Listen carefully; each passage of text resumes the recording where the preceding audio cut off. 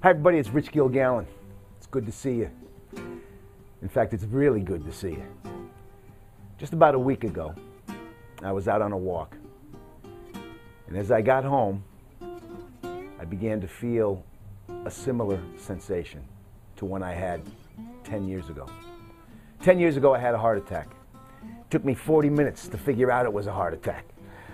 I thought it was indigestion, maybe I was catching a head cold, a chest cold, maybe it's the flu, food poisoning. I went through a long list. Turned out it was a heart attack.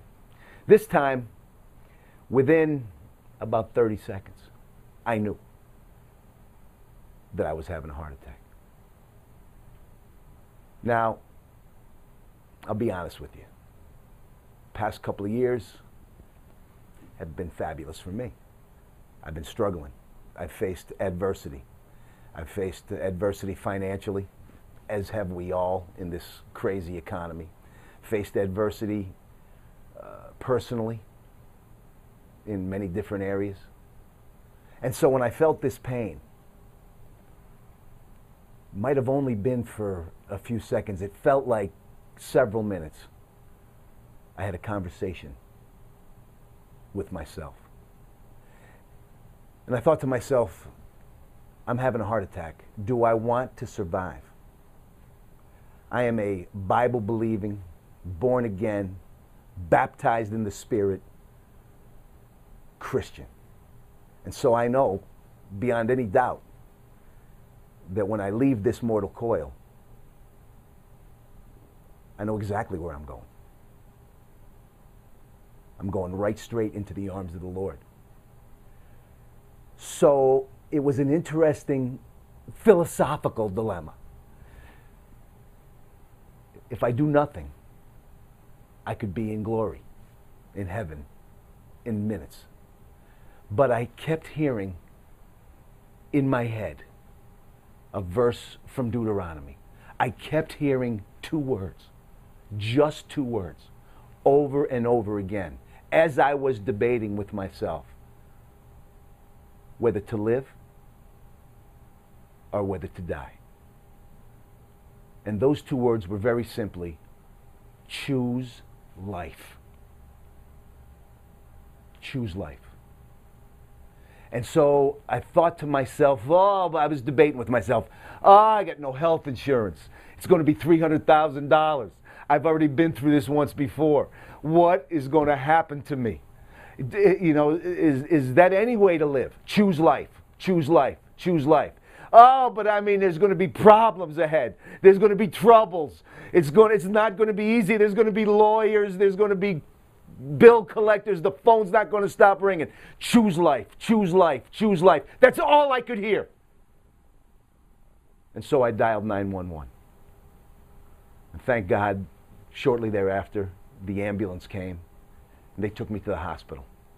They took me to the cath lab where 6 stents were implanted into my heart. While I was laying on the cath table, I could see my heart on a television screen. It was right there. I have an amazing heart surgeon, Ron Himmelman. May God bless him. And he was showing me where my heart attack was. We think of a heart attack as something that happens to you. The heart surgeon understands that the heart attack is geographical. And he pointed out, this is where your heart attack is, and we're going to fix it. But I'm looking at this heart, my heart, on this HD television screen. And I was reminded of another biblical verse. Only a fool believes in his heart there is no God. Now, we put a comma here and a comma there when we discuss this verse. So it would stand alone as a sentence, only a fool believes there's no God. But that's not really how it's written. And there are no punctuation marks in the Old Testament, in ancient Hebrew. And so for the first time, as many times as I've heard that verse, for the very first time, I knew exactly what it meant. Because I looked in that television and I saw my heart, and I knew that only a fool believes comma, in his heart there is no God. Because as I looked at that image of my heart, all I could see was God. That's it. Now maybe you're out there today. Maybe you're trying to decide, do I want to live or do I want to die? Maybe you're not going to have the choice that I had and have to make it in the short amount of time that I had to make it. Maybe you're pondering it right now. Troubles, divorces, broken hearts. Maybe you broke somebody's heart. Banks, taxes, bills, misery, death, whatever it is. Whatever it is, don't give up the day before your miracle might happen. If you do one thing, and one thing only, choose life.